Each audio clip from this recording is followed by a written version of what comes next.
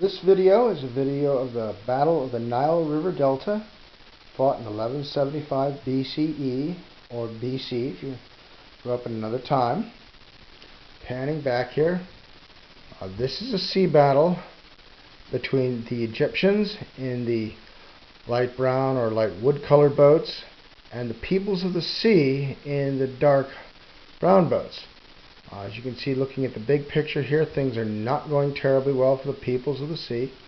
The Egyptians in the light wooden boats have surrounded the peoples of the sea in the Nile River. This is a battle actually fought in the Nile River Delta, hence the name, on three sides. Plus, the Egyptians have stationed a large army of archers on one of the Nile shorelines, which means that now the Egyptians have the peoples of the sea surrounded.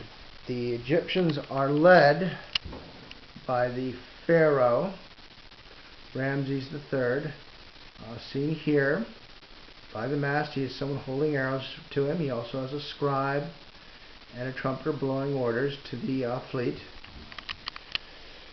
Panning back a little, you can see that Ramses III's ship is bigger than the other Egyptian ships, proving once again it's good to be Pharaoh.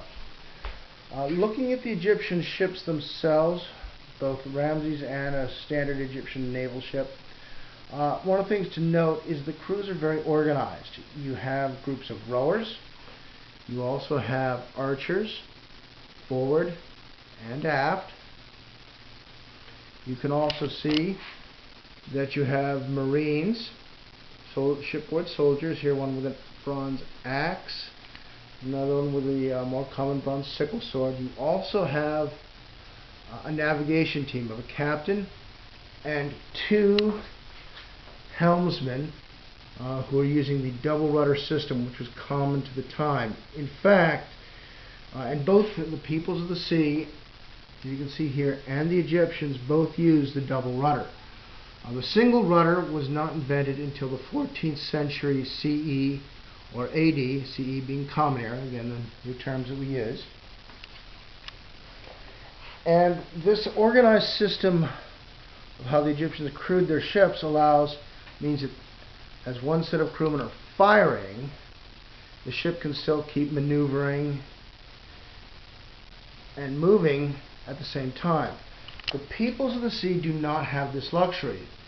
Their warriors and rowers are one and the same.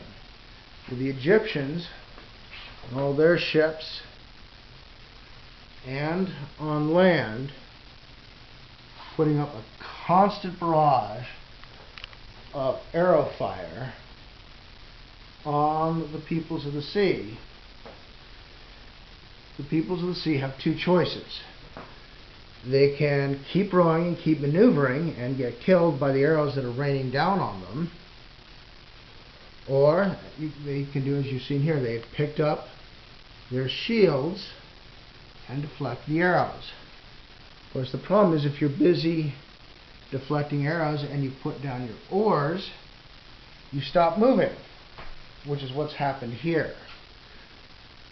And by stopping the sea peoples from moving, the Egyptians have essentially put themselves in a situation to win the battle.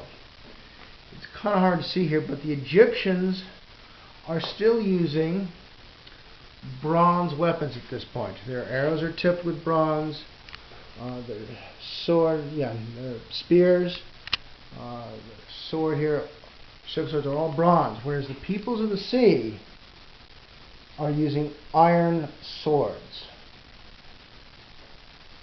And as we all know, when iron smacks up against bronze, it's bad for the bronze.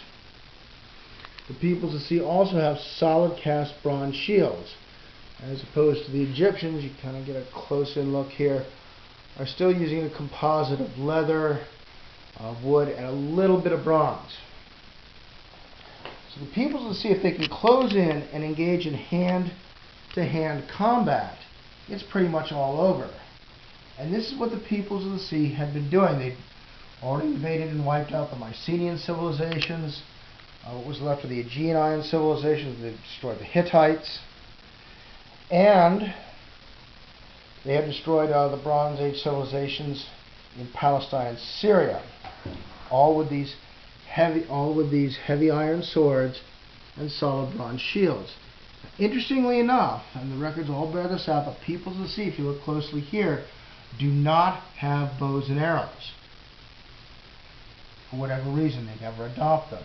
The Egyptians, on the other hand, for instance, all these Egyptians on the shoreline here, that's all they've brought are bows and arrows. They have swords, they have spears, they have bronze axes, all bronze, but all they brought are arrows.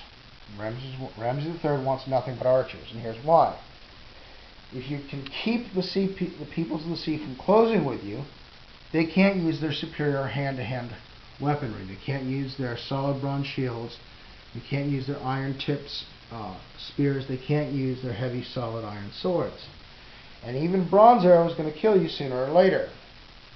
The Egyptians can just stand off here, shooting their arrows again and again and again, and there's nothing the peoples of the sea can do about it. Because if you're rowing, you're a sitting duck for an archer, because you don't have a shield or any protection. But if you pick up your shield, you stop moving. You stop moving, the Egyptians just can maneuver around you, press you into where they want you to go, and wipe you out. And that's what happened. The peoples of the sea themselves have long been a bit of a historical mystery. People always ask, well, who were these peoples of the sea? Well, no one's really sure. They did not keep historical records themselves, or at least none that have survived.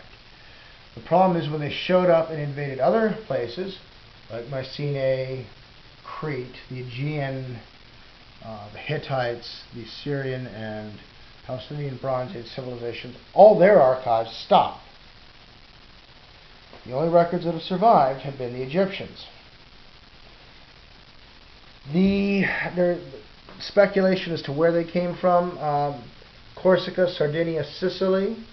Some people have suggested they might have come from northern Italy and have been, at one point it may have been founders or been related to the Etruscans.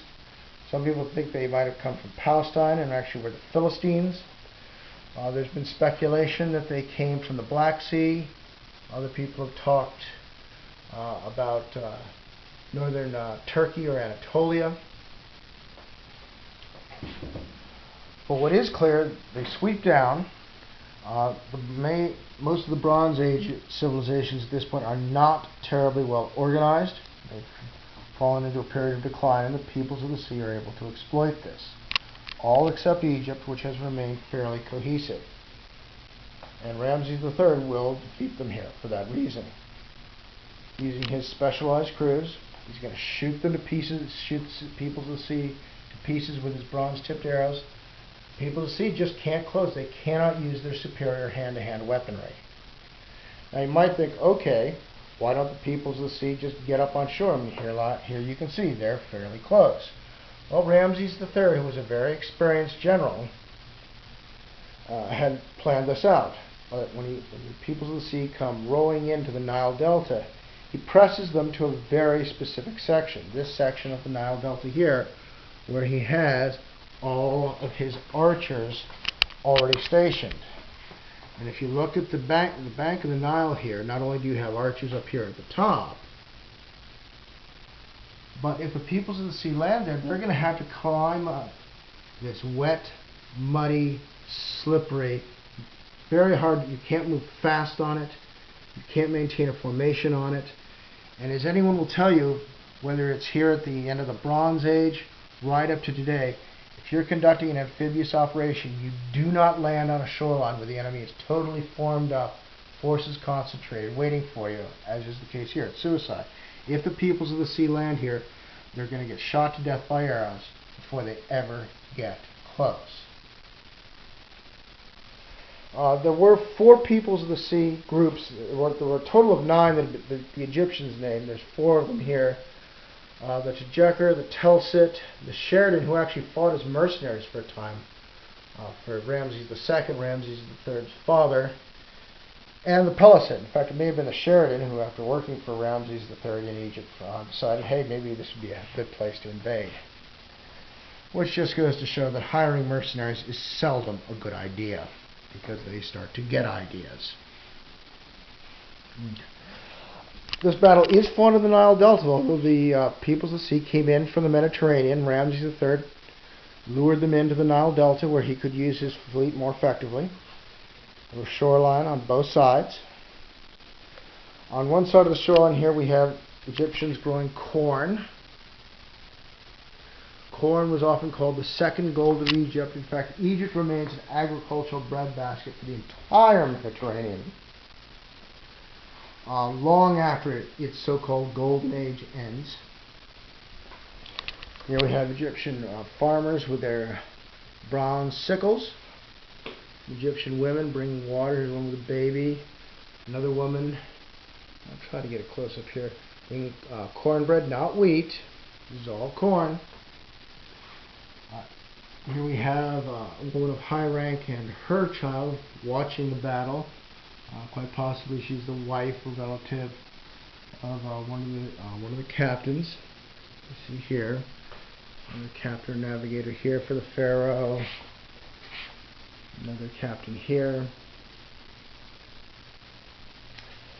On the other shoreline, in addition to the archers, we see again some more farmers. This is a specialized society. This is what the farmers do. They don't fight.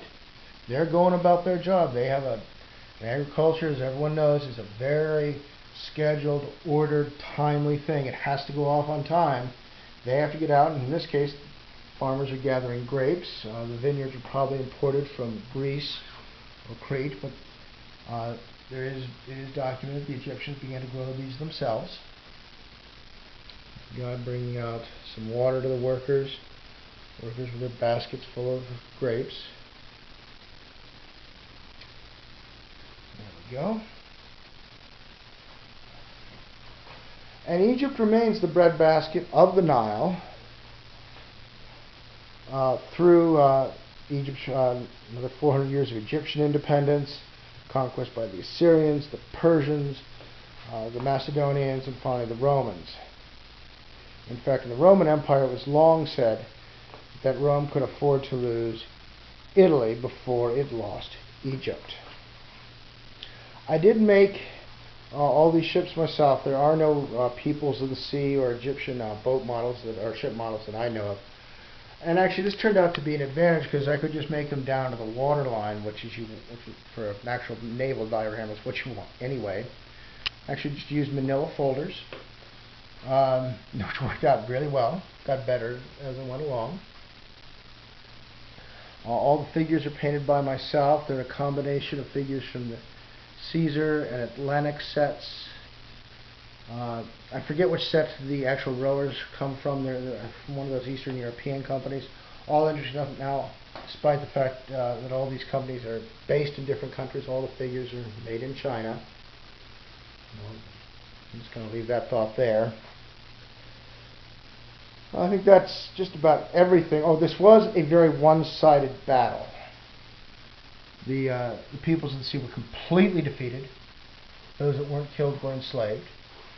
There would be a few other more naval battles. In fact, the peoples of the sea would also try to invade by land, but as it turned out, in addition to not having archers, the peoples of the sea also did not have chariots.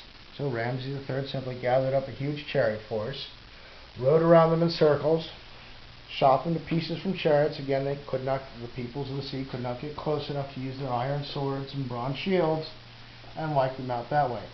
Ramses III's victories, although some people have downplayed them, I think are actually really important. Egypt is the only Bronze Age civilization that survives the collapse of the Bronze Age, and will go on remaining the Egypt of the pharaohs for about another 400 or 500 years. And that's largely due to Ramses III's victories. Okay. You've all been a patient audience. I do appreciate it. One thing to note here, a lot of these figures, not only did I make them myself, but some are actually modified. For instance, if you look at the Atlantic set for Egyptian infantry, it has no firing archers. I had to remodel a lot of these. This guy is a transformation. This individual here is a transformation. This individual here is a transformation. Cutting off arms, putting in pins so the glued arms wouldn't fall off. I also went to the time and trouble to put bowstrings on all my archers. Again, none of these figures came with bowstring. None of these archer figures came with bowstrings themselves. I had to put them on just using thin little styrene rods. And it came out pretty well. And we have another Egyptian captain in the rowers. Well, I don't want to go on too long. I hope you've enjoyed it. Again, this is the Battle of the Nile River Delta, fought by Ramses III leading the Egyptians against the peoples of the sea. One-sided victory for the Egyptians, and really quite possibly the earliest well-documented naval battle in human history. But if someone knows of another one, I hope they post it and talk about it. Have a great day.